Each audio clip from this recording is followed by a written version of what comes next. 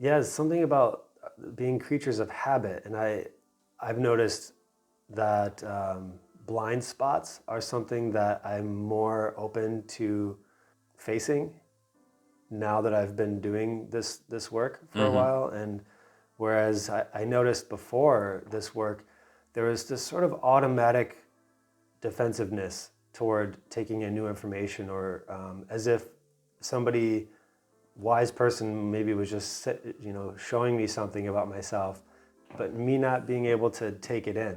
I'm not able to hear it because there's this automatic pushing against. Well, and that also gets into persistent issues.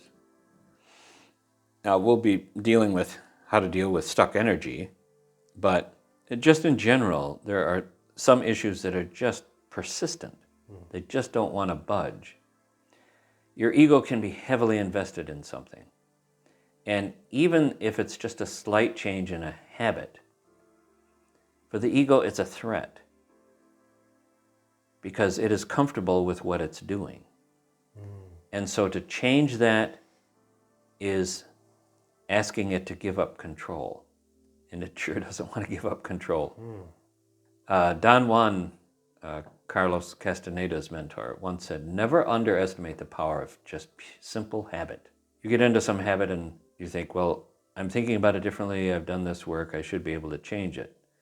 It might not be that easy. It is really dug in.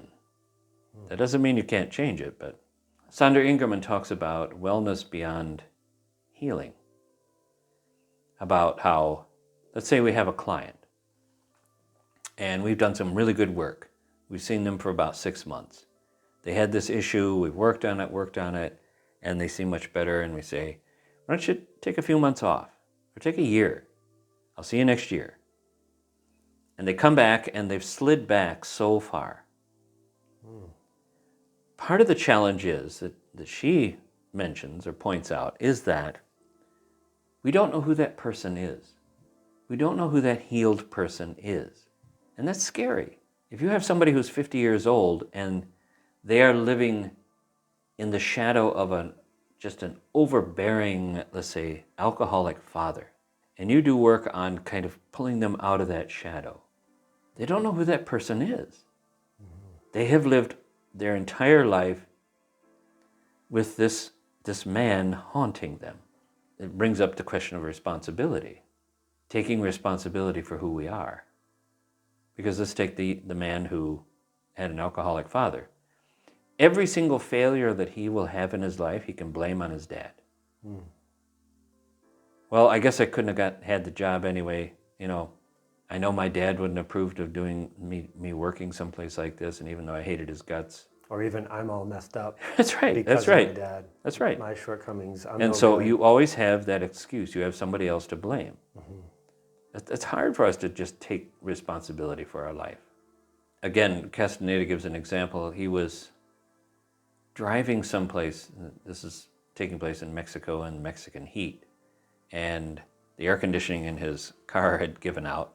And so they're driving and the windows are down and he's just sweating like crazy. And he apologizes to Don Juan. He said, I don't do very well in heat. I never did. And it always takes me back to something about his childhood, and like his parents didn't have money, and so we never had air conditioning, and so it takes me back to that. And Don Juan's listening, and then he says, how old are you? And I think he was in his 40s at the time.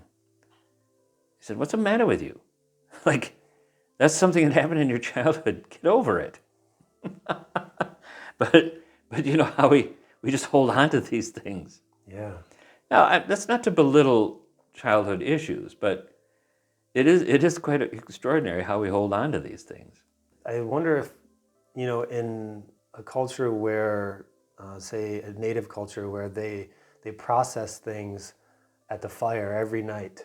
The group comes together, the tribe, yep. and so maybe they're kind of taken aback, or somebody like Don Juan was like taken back by the fact that it hadn't been addressed years prior.